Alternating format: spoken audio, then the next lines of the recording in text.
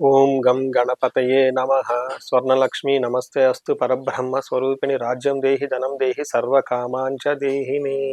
ఈ వీడియో చూస్తున్న ప్రతి ఒక్కరికి మహాగణపతి ద్వారా అద్భుతమైన సిద్ధి బుద్ధి ఇంటెలిజెన్స్ ఉండాలని కోరుకుంటూ, స్వర్ణలక్ష్మి అమ్మవారు మన అందరికీ బ్రహ్మ జ్ఞానాన్ని బ్రహ్మతత్వాన్ని కలిగేలా వరం ఇవ్వమని, తద్వారా ప్రతి ఒక్కళ్ళకి రాజ్యాధికారము, ధనము, అన్ని కోరికలు నెరవేరాలని చెప్పేసి అమ్మవారిని కోరుకుంటూ, సృష్టిని కోరుకుంటూ, ఫిబ్రవరి మంత్లో వృషభ రాశి వారికి ఎలా ఉందో చూద్దాం. అన్ని రాశుల్లో బాగున్న రాశులు వృషభ రాశి ఒక రాశి అని నేను ఇప్పటి నుంచి చెప్తూ ఉన్నాను.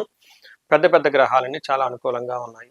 ఈ టైంలో కొన్ని గ్రహాలు, ముఖ్యంగా సూర్యుడు, కుజుడు, బుధుడు, శుక్రుడు, ఈ యొక్క గ్రహాల యొక్క ప్రభావంతో ఫిబ్రవరి మంత్ ఎలా ఉందో చూద్దాం. ఫస్ట్ ఫిబ్రవరి మంత్ మనం చూసుకుంటే ఇందులో రెండు ముఖ్యమైన విషయాలు గమనించుకోవాలి. ఒకటి, ఈ మాసంలో మూఢం అనేది అంతమైపోతుంది. మూఢం అనేది 13వ తారీఖుతో ముగుస్తుంది, శుక్రమూఢమి. ఆ తర్వాత అన్ని ముహూర్తాలు ఉన్నాయి. రెండోది, 15వ తారీఖు శివరాత్రి మహాపర్వదినము ఉంది. చక్కగా అందరూ ఈ పండగ సెలబ్రేట్ చేసుకొని శని పెట్టే బాధల నుంచి, రకరకాల బాధల నుండి పోగొట్టుకొని చక్కగా ఉన్నతంగా ఎదగాలని చెప్పేసి నేను కోరుకుంటున్నాను. ఫిబ్రవరి మంత్లో ఫస్ట్ ఇందులో నక్షత్రాలు, ఈ రాశిలో ఉన్న వృషభ రాశిలో ఉన్న నక్షత్రాలు కనుక చూసుకుంటే వీళ్ళకి కృతిక 2, 3, 4 పాదాలు, రోహిణి 1, 2, 3, 4 పాదాలు, ఆ మృగశిర 1, 2 పాదాలు అంతా ఇందులో ఉంటారు.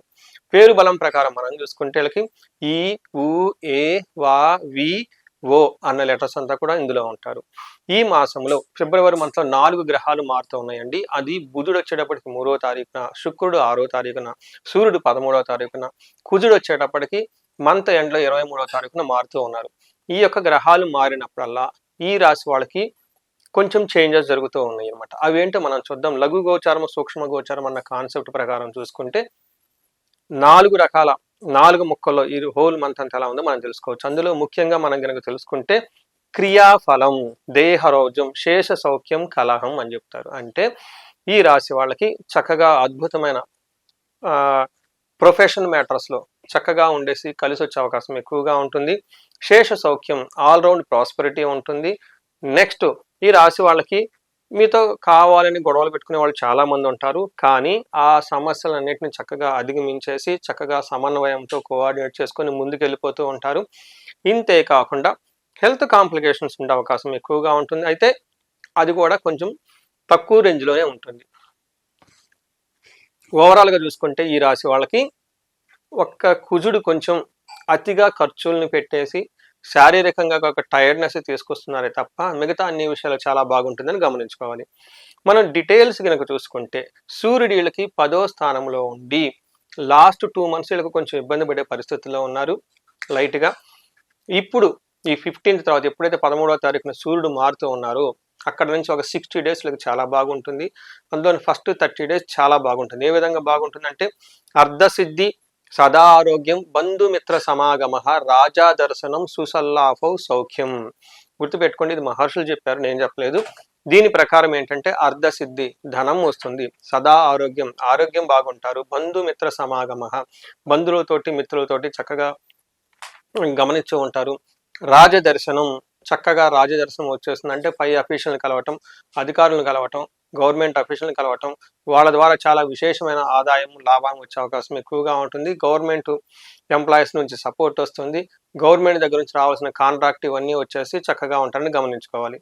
ఇంతేకాకుండా సుసల్లాఫు, పెద్ద పెద్ద అఫీషియల్స్ తోటి, మినిస్టర్లతోటి చక్కగా మాట్లాడి వీళ్ళకి కావాల్సిన వ్యవహారాల నుంచి అన్నిటిని వాళ్ళ నుంచి సానుకూలంగా లాగొట్టుకొని, అంతేకాకుండా వీళ్ళు చేస్తున్న ప్రతి పనిలో సక్సెస్ వచ్చే అవకాశం ఎక్కువగా ఉంటుంది. అయితే ఇంటికి సంబంధించిన వ్యవహారాల్లో కొన్ని మ్యాటర్లో కంఫర్టబుల్గా ఉండకుండా ఇబ్బంది పడే అవకాశం ఉంటుంది.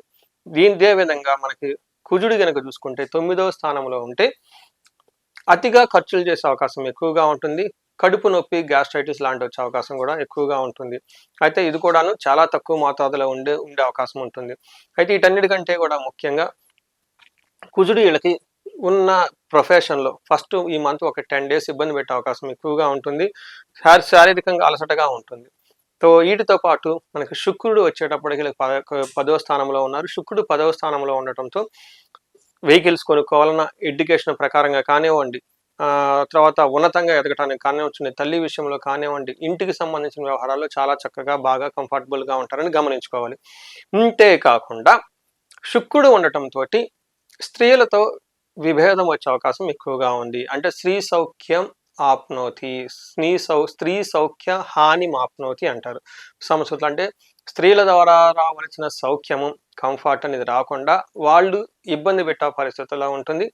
ఇదే విధంగా స్త్రీలైతే గనక పురుష సౌఖ్య హాని మాప్నోతి, పురుషుల ద్వారా రావాల్సిన కంఫర్ట్, వాళ్ళు ఇవ్వాల్సిన కేరు అది, లేదంటే వాళ్ళు ఇవ్వాల్సిన సపోర్ట్ మీకు ఇవ్వకుండా వాళ్ళ ద్వారా మీకు ఇబ్బంది పడే అవకాశం ఎక్కువగా ఉంటుంది.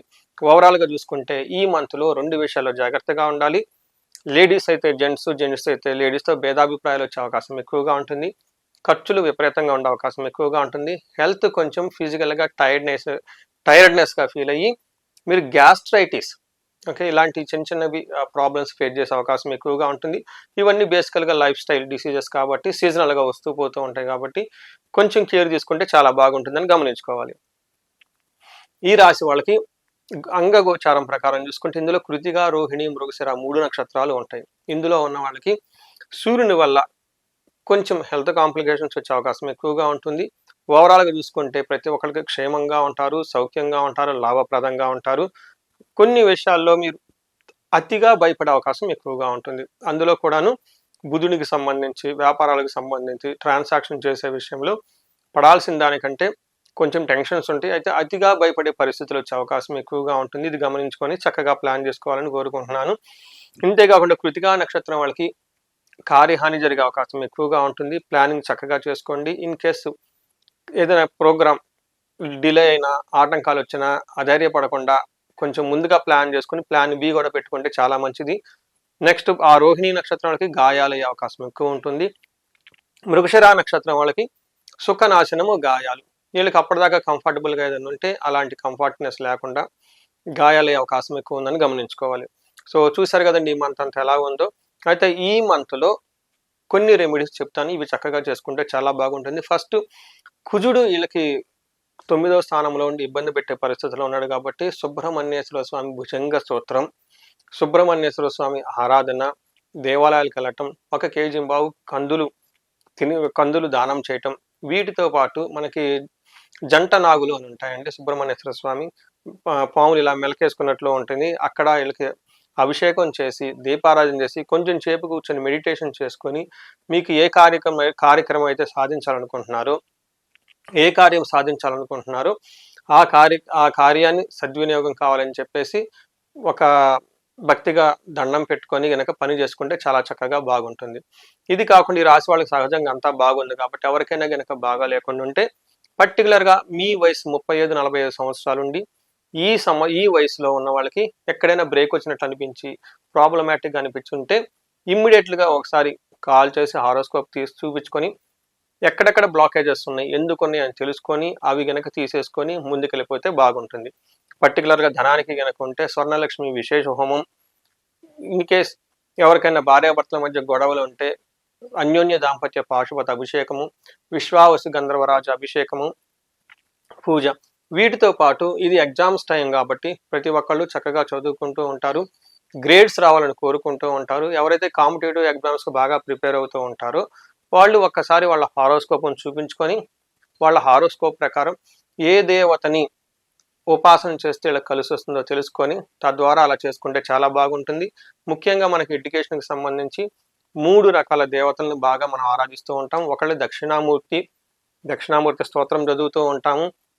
రెండో దేవుడు మనకి హయగ్రీవ స్వామి, హయగ్రీవ స్తోత్రం చదువుకుంటూ ఉంటాము. నీలా సరస్వతీదేవి యొక్క స్తోత్రాలు చదువుకుంటూ ఉంటాం.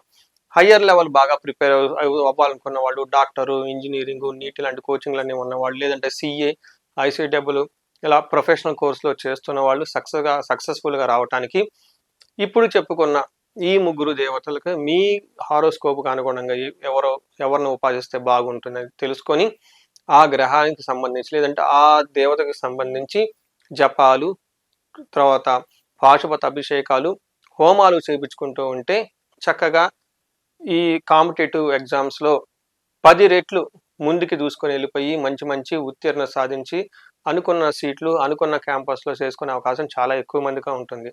చాలా ఎక్కువ అవకాశం కూడా ఉంటుంది. ఈ వినియో దీ దీనికి ఇలాంటి అవకాశాన్ని సద్వినియోగం చేసుకోవాలని చెప్పేసి నేను కోరుకుంటున్నాను. ఈ రాశి వారికి అష్టైశ్వర్యాలు కలగాలని, భోగభాగ్యాలు కలగాలని, ఉన్నతంగా ఉండాలని చెప్పేసి నేను కోరుకుంటున్నాను. నమస్తే.